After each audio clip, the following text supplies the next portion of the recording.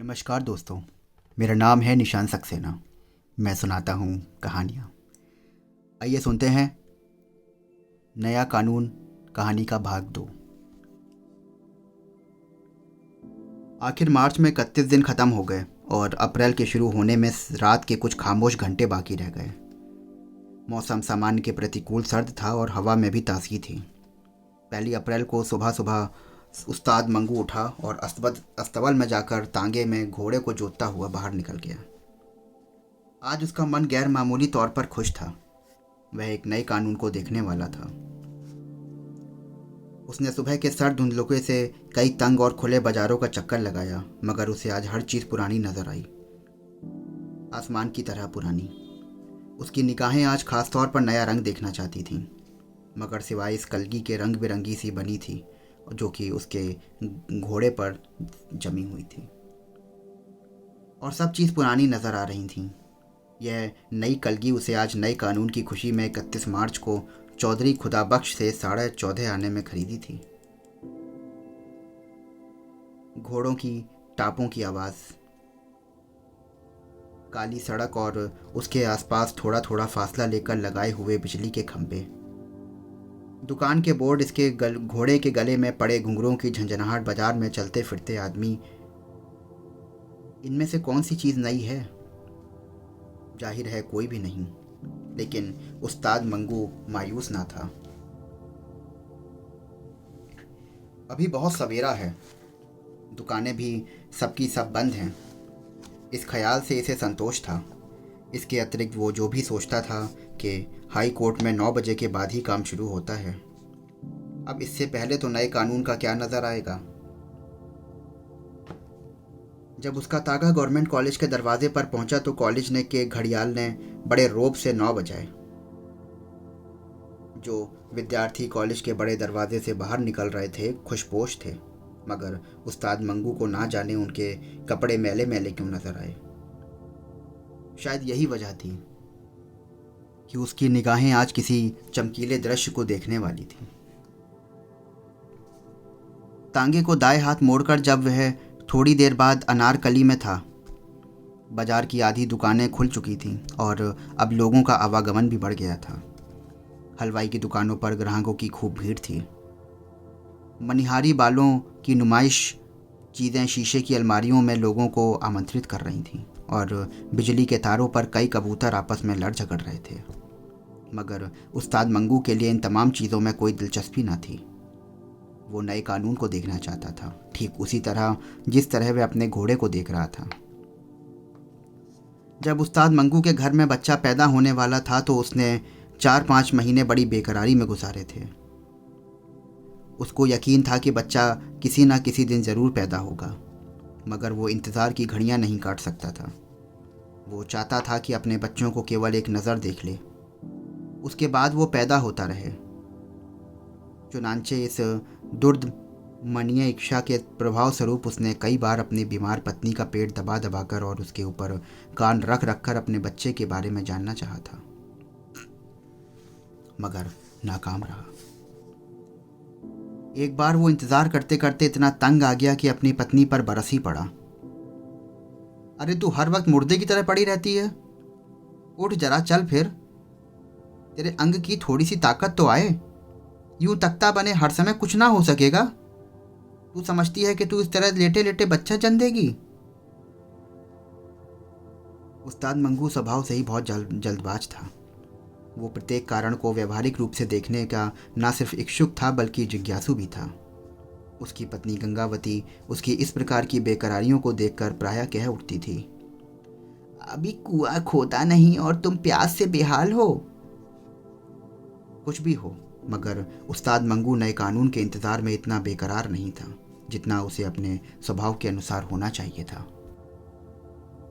वो आज नए कानून को देखने के लिए घर से निकला था, ठीक उसी तरह जैसे गांधी या जवाहरलाल नेहरू के जुलूस का दृश्य देखने के लिए निकलता था। लीडरों की महानता का अंदाज़ा उस्ताद मंगू सदा उनके जुलूस के हंगामों और उनके गले में डाले हुए फूलों के हारों से किया करता था। अगर कोई लीडर गेंदे के फूलों से लदा हो तो उस्ताद मंगू के नज़दीक वो बड़ा आदमी है और अगर किसी लीडर के जुलूस के भीड़ के कारण 2-3 फसाद होते होते रह जाएं तो उसकी निगाह और भी बड़ा था। अब वो नए कानून को लेकर अपने दिमाग को इसी तराजू में तोलना चाहता था। अनारकली से मिलकर वो मॉल रोड की चमकीली सतह पर अपने तांगे को आहिस्ता आहिस्ता चला रहा था कि मोटरों की दुकानों के पास उसे छावनी की एक सवारी मिल गई। किराया तय करने के बाद उसने अपने घोड़ों को चाबुक दिखाया और दिल में यह ख्याल किया कि चलो ये भी अच्छा हुआ, शायद छावनी से ही उसे नए कानून के बारे में कुछ पता लग जाए। छावनी पहुंचकर उस्ताद मंगू ने सवारी की और उसकी मंजिल पर उतार दिया। जब सेठ ने सिगरेट निकालकर बाएं हाथ की आखिरी 2 उंगलियों में दबाकर सुलगाया तो अगली सीट पर गद्दी पर बैठ गया।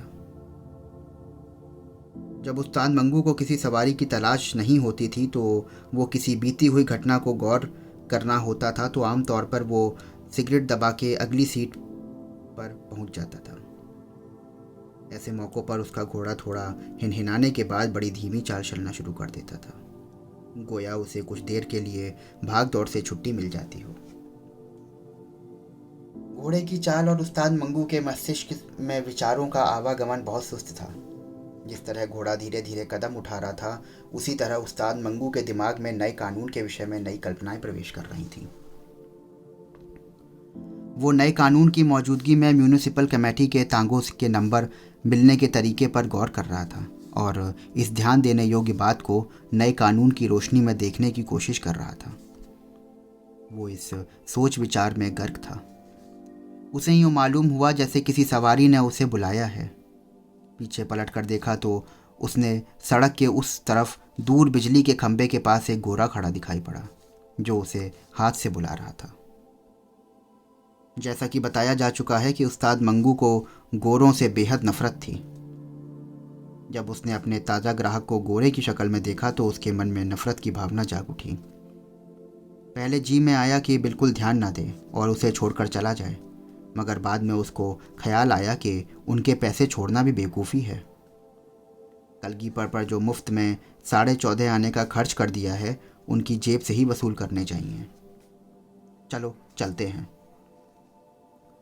खाली सड़क पर बड़ी सफाई से तांगा मोड़कर उसने घोड़े को चाबुक दिखाया और आंखें झपकाते वो बिजली के खंभे के पास था।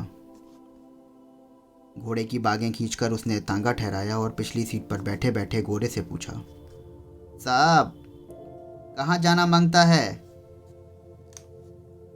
इस सवाल में बहुत अधिक व्यंग्यात्मक ढंग था। साहब बहादुर कहते वक्त उसका ऊपर का मूंछों भरा होठ नीचे की ओर खिंच गया और पास ही गाल के इस तरफ जो मध्यम सी लकीर नाक के नथुने से थोड़ी के हिस्से तक चली आ रही थी वो एक झटके के साथ गहरी हो गई, जैसे किसी ने नुकीले चाकू से शीशम की सांवली लकड़ी में धारी डाल दी हो। उसका चेहरा हंस रहा था मानो उसने उस गोरे को अपने सीने की आग में जलाकर भस्म कर डाला हो।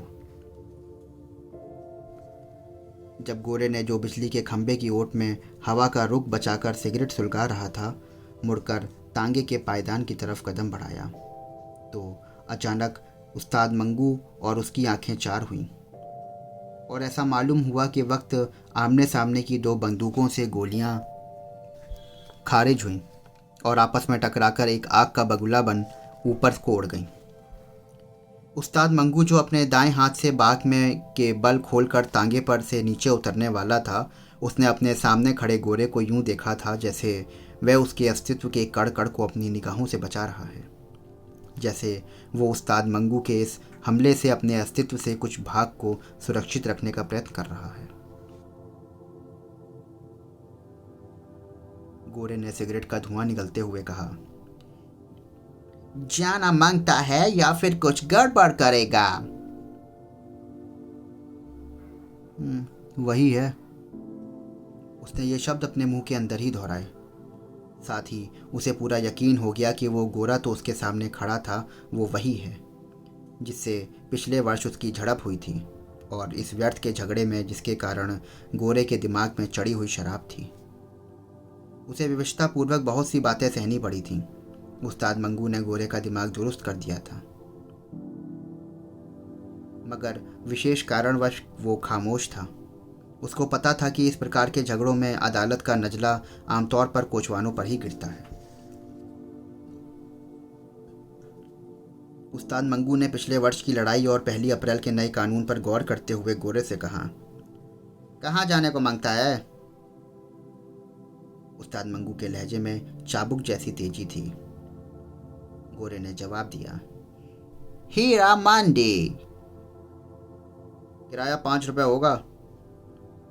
उस्ताद मंगू की मूछें थरथराई। ये सुनकर गोरा हैरान हो गया। वो चिल्लाया, 5 रुपये? क्या तुम?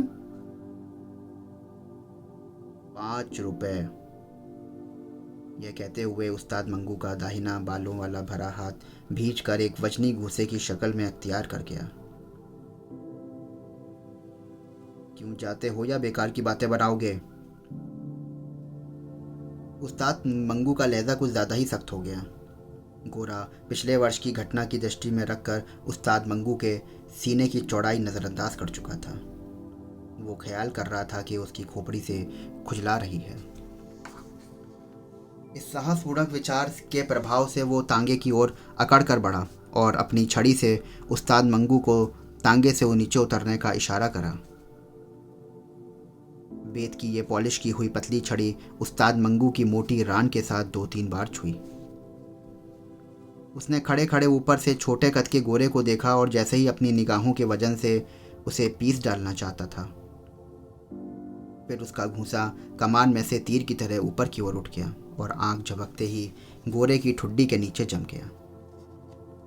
धक्का देकर उसने गोरे का पैर हटाया और नीचे उतरकर उसे धड़ाधड़ पीटना शुरू कर दिया।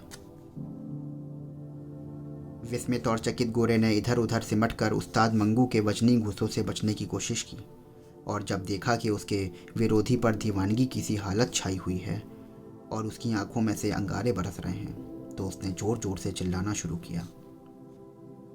इस चीख व पुकार ने उस्ताद मंगू की बाहों का काम और भी तेज कर दिया, जो गोरे को भी भर भर कर पीट रही थी, साथ साथ जो भी कहता था उसको भी पड़ रही थी।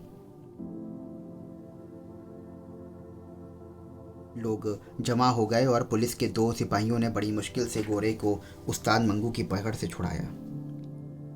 उस्ताद मंगू 2 सिपाहियों के बीच खड़ा था। उसकी चौड़ी छाती फूली हुई और सांस के कारण ऊपर नीचे हो रही थी। मुंह से झाग बह रहा था और अपनी मुस्कुराती हुई आंखों से आश्चर्यचकित भीड़ की तरफ देखकर वो अपनी हांफती हुई आवाज में कह रहा था, हाँ, वो दिन गुजर गए खलील खां, फाख्ता उड़ाया करते थे जब तुम। अब नया कानून है मियाँ, नया कानून। और बेचारा गोरा अपने बिगड़े हुए चेहरे के साथ बेवकूफ़ों की तरह कभी उस्ताद मंगू की तरफ देखता तो कभी भीड़ की तरफ। उस्ताद मंगू को पुलिस के सिपाही थाने ले गए। रास्ते में और थाने के अंदर कमरे में वो नया कानून चिल्लाता रहा, मगर किसी ने उसकी एक ना सुनी। नया कानून क्या बक रहे हो? अरे कानून वही पुराना है। और उसको हवालात में बंद कर दिया गया। तो दोस्तों, ये थी आज की कहानी। आशा करता हूँ आपको कहानी पसंद आई होगी। तो ऐसे ही रोज़ नई कहानियाँ सुनने के लिए मेरे चैनल को सब्सक्राइब करिए, फॉलो करिए, स्टार रेटिंग देना बिल्कुल ना भूलिए। स्वस्थ रहिए, मस्त रहिए। मिलता हूँ अगली कहानी में। शुक्रिया।